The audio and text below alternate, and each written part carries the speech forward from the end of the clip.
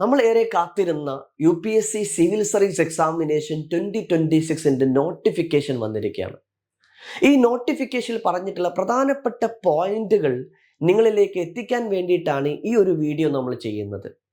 933 വേക്കൻസികളാണ് ഇത്തവണ ഈ ഒരു നോട്ടിഫിക്കേഷനിൽ പറഞ്ഞിട്ടുള്ളത്. ഈ അപ്ലിക്കേഷൻ ചെയ്യേണ്ട അവസാനത്തെ തീയതി 24th ഫെബ്രുവരി 6 PM വരെയാണ്. ഒരിക്കലും അവസാനത്തെ തീയതിക്ക് വേണ്ടി കാത്തിരിക്കരുത്. വളരെ നേരത്തെ തന്നെ ഈ ഒരു അപ്ലിക്കേഷൻ കംപ്ലീറ്റ് ചെയ്യാൻ ശ്രമിക്കാം. മറ്റൊരു പോയിന്റ് എന്ന് പറയുന്നത് വലിയൊരു മാറ്റം കൂടിയാണ്. നമ്മൾ സാധാരണ ഒരു പാസ്പോർട്ട് സൈസ് ഫോട്ടോ അപ്ലോഡ് ചെയ്യാറുണ്ട്. എന്നാൽ ഇത്തവണ അതോടൊപ്പം തന്നെ ഒരു ലൈവ് ക്യാപ്ചർ ഫോട്ടോയും നമുക്ക് അപ്ലോഡ് ചെയ്യാനുണ്ട് എന്നുള്ളതാണ്. ഇനി സിഗ്നേച്ചറിന്റെ കേസിലാണെങ്കിലും ചെറിയ മാറ്റമുണ്ട്. ഇത്തവണ 3 തവണ സിഗ്നേച്ചർ ഒന്നിന് താഴെ ഒന്നായിട്ട് ചെയ്തതിന് ശേഷം ആ ഒരു ഷീറ്റ് അപ്ലോഡ് ചെയ്തിട്ട് വേണം ഇത്തവണ നമ്മൾ അപ്ലൈ ചെയ്യാൻ.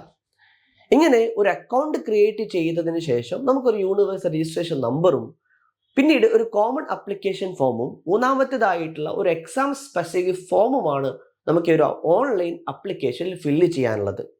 വേണ്ടതായിട്ടുള്ള സർട്ടിഫിക്കറ്റുകളോ അല്ലെങ്കിൽ യോഗ്യത തെളിയിക്കുന്നതിന് വേണ്ടിയിട്ടുള്ള റിസർവ്ഡ് കാറ്റഗറി പ്രത്യേകിച്ചും എസ്പെഷ്യലി നോൺ ക്രിമിനൽ സർട്ടിഫിക്കറ്റ് അടക്കം നിങ്ങൾ പ്രത്യേകിച്ചും ശ്രദ്ധിക്കണം.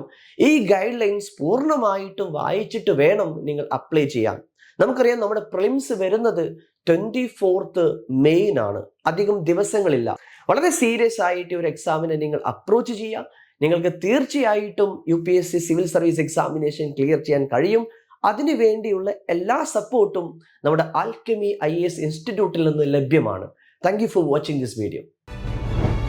Alchemy IAS, transforming dreams into reality.